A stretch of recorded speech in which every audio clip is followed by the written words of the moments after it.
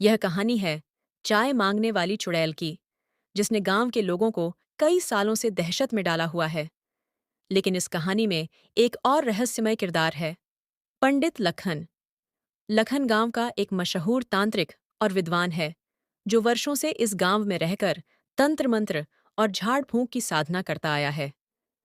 उसने कई बार इस चाय मांगने वाली चुड़ैल के बारे में सुना था, लेकिन उसने इसे गांव वालों की वहम समझकर नजरअंदाज कर दिया। पर हाल ही में गांव में घटित हुई अजीब घटनाओं ने पंडित लखन का ध्यान खींचा। रात में गांव के किसी भी घर के दरवाजे पर एक खुरदरी, मुझे चाय चाहिए, मुझे चाय दो। ये आवाज इतनी भयानक थी कि सुनने वाले का कलेजा कांप जाता। अगर किसी ने दरवाजा खोलने की गलती की, तो उसे उस दरवाजे के पास एक लंबा साया दिखाई देता, जिसकी आंखों में अजीब सी चमक होती और हाथ ठंडे, नाखून लंबे होते, जो उसे चाय देकर उसकी प्यास बुझा देते। वे बच जाते। पर जिसने उसे चाय देने में देरी की, अगले दिन उस घर में कोई बीमार पड़ जाता। लखन ने गांव वालों की इन घटनाओं पर गंभीरता से विचार किया और चुड़ैल से मिलकर उसका सच जानने का फैसला किया। उसने गांव वालों से चुड़ैल के बारे में कई कहानियां सुनी और पता चला कि यह चुड़ैल एक महिला थी, जो पहले इस गांव में रहती थी और उसे चाय का बहुत शौक था। उसने एक तांत्रिक से विशेष चाय प्राप्त करने की कोशिश की थी, जो उसे अमृता का वरदान दे सकती थी। लेकिन उस चाय ने उसे एक अभिशाप में बांध दिया। अब उसकी आत्मा चाय की प्यास में हर रात भटकती है और वह आधी रात को गांव के किसी न किसी घर में चाय की मांग करने पहुंचती है। पंडित लखन ने एक योजना बनाई।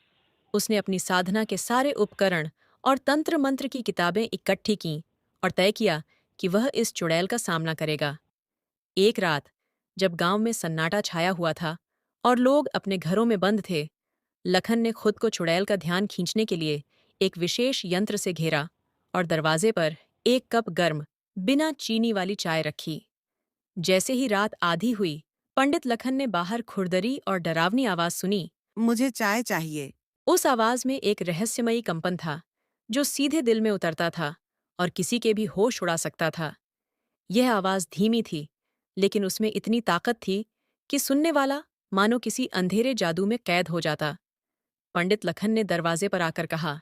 तुम्हारी प्यास मैं बुझा सकता हूँ, लेकिन पहले मुझे अपना सच बताओ। चुड़ैल की आवाज और ज्यादा खुरदरी और गंभीर हो गई। उसने फुसफुसाते हुए कहा। मुझे चाय चाहिए, मुझे चाय दो। लेकिन लखन ने जिद पकड़ी और उसे चाय देने से पहले उसकी कहानी सुननी चाहिए।